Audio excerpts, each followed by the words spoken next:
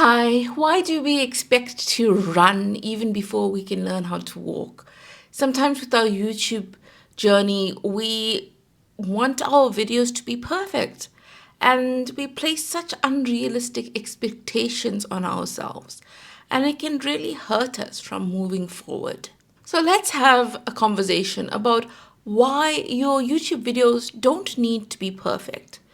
Especially when you're starting off, you think that, oh, I need this video to be just right because my audience is going to be watching me and I want them to receive this wonderful video, this absolutely perfect video of mine, something that I can be truly proud of. But you're putting too much pressure on yourself. You really, really are. Authenticity is relatable. People want to watch real people. They want to watch people that sometimes stumble over their words, people that don't have perfect sentences all the time. They want to know that the person who is creating the video is just a normal human being as well. We aren't robots, but sometimes we can feel like we need to be just totally perfect in everything that we do, whether it's the lighting, whether it's the editing of the video, whether it's the way that we look. And it can actually make us feel terrible when we think that, oh, this video that we are creating isn't really perfect. It isn't really to the standards of which my audience would like. But the thing is, you may think that there are so many mistakes in your video. You may think that all your audience can see are the imperfections, but they may think that your video was fine. They may not even see the so-called mistakes that you made because you may be so hypercritical of the video that you're creating. And I'm not saying don't change things which can be changed and it's easy to change. Obviously improve with every video, but don't be at the position where you feel like you can't publish a video if it isn't a 10 out of 10, where everything is absolutely aligned and perfect. Don't feel like that, because what you do is you build up so much pressure. And when you feel pressurized, your creativity diminishes. Remember that each video is a stepping stone, right? And YouTube is a marathon, not a sprint. So if you are going to wait for the perfect video, you will be waiting for a very, very long time, or that time may never ever come.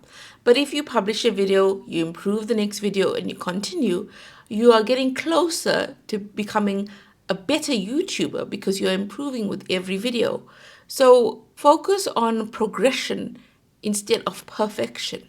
So whether you're in entertainment or education, think about it. What is your viewer actually wanting from you? They want value. Value in terms of the information that you're providing, or value in terms of the entertainment that you're providing. Maybe they've had a lousy day at work and they just want somebody to make them smile. Or maybe they really want to learn about cooking and your video helps them do that. Now, they're not going to think, oh, did she carefully remove the pot lid in this precise way, or did she stir the vegetables in the way that I would want her to? No, sometimes we fixate on things and it just makes us feel stuck instead of taking the next step forward. So we know the saying, oh, consistency is key on YouTube. I mean, everybody speaks about it, and so do I, and it's true. But if you are waiting for perfection, it delays consistency.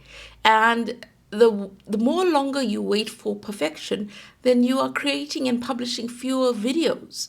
And when you create more videos, right, and you have a catalog of videos on your channel, you can see what you've done right with this video, what you've done wrong with this video, why this video worked well, etc.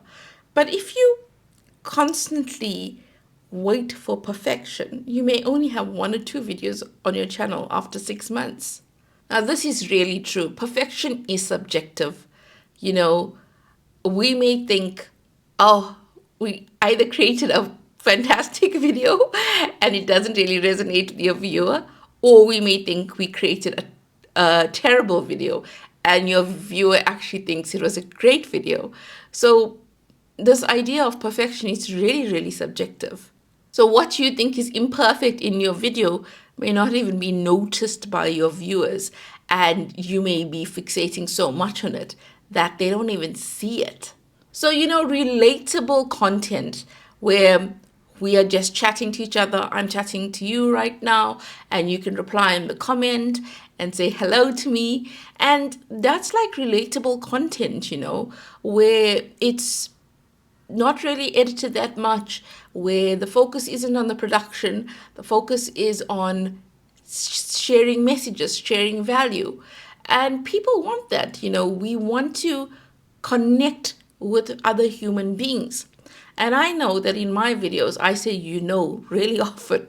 And that's something that I'm trying to correct. But if I do say it now and then in the video, I'm not going to think, oh, I need to redo this entire video so that I don't have the words in it. Because I am a human being. There are things that I need to improve on, and I will do so. But in the interim, I'm not going to stop myself from publishing a video just because of so-called mistakes here and there, because that's not fair to myself. And I'm putting in a great deal of effort, and so are you when it comes to your journey. So I think sometimes the harshest critics are ourselves. Sometimes our mindset can be so negative. We can say such negative things about ourselves and about our YouTube journey that it can really feel demotivating to even create new content. But when we start seeing things from the perspective of, hey, I'm trying, and when you're starting off, especially on YouTube, I'm not going to be perfect, and that's fine because I'm trying. I've stepped out of my comfort zone, and I appreciate that. And like anything else in life, it takes time. This is not something that you just, after 2 or 3 months, you become brilliant at it. No, it takes time. I see other YouTubers and they keep their funny bloopers and their mistakes in the video, and it's funny, it's so relatable. And often you can think, oh, well, this person created this wonderful video, but you aren't seeing what's being edited out. You aren't seeing that they are human too.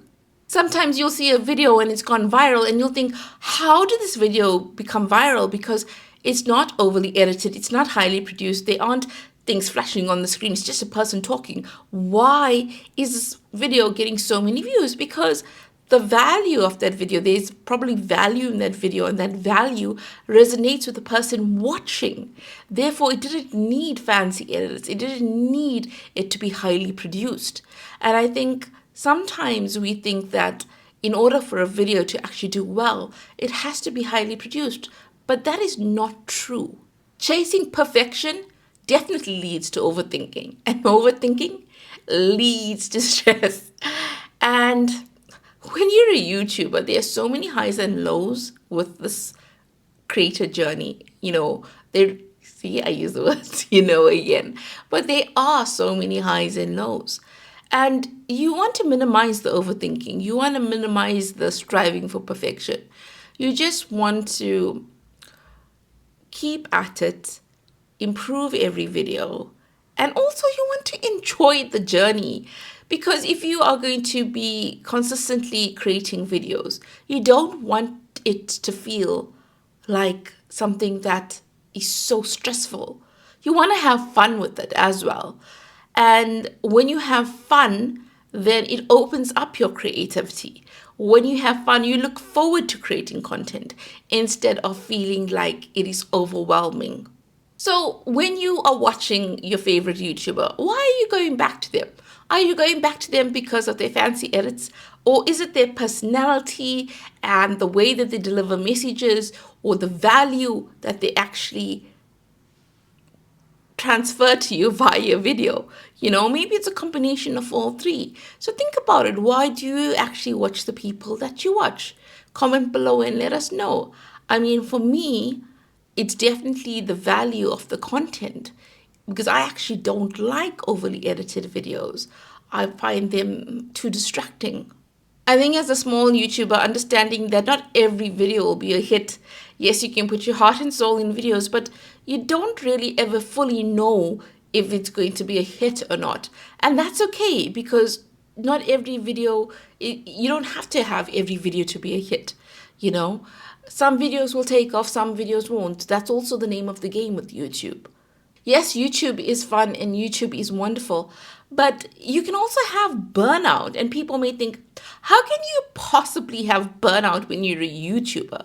But if you're always striving for perfection, if you're putting unrealistic expectations on yourself, if you feel like, oh, I have to get monetized by this date, I have to have this many subscribers by this date, and you putting all this pressure, and I have to have these perfect videos, and my videos always have to be a 1 out of 10, that in the analytics, you are putting so much pressure on yourself that you will have burnout, because burnout is a way of your body telling you to slow down, to not stress so much about this, to not overthink it.